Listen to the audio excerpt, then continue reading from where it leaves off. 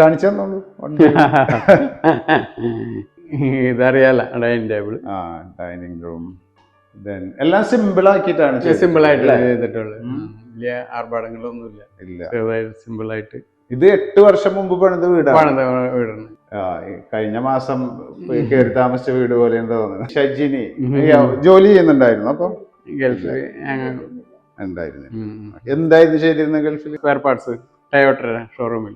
Okay. അവിടെ ജോലിയായിരുന്നു? അല്ല, സ്വന്തമായിട്ട് ഷോപ്പ് ആയിരുന്നു. സ്വന്തമായിട്ട് ഷോപ്പ് ഉണ്ടായിരുന്നു. എന്നിട്ട് വേണ്ടാന്ന് വെച്ച് ഇങ്ങോട്ട് പോകും, നാട്ടിലോട്ട് പോകും.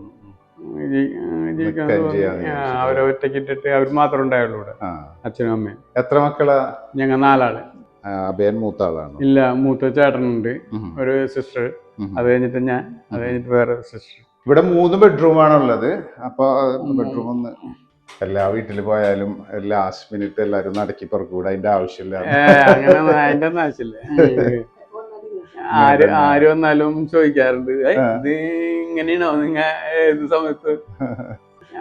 ആര് വന്നാലും ചോദിക്കാറുണ്ട്, ഇത് ഇങ്ങനെയാണോ നിങ്ങ ഏത് സമയത്ത്?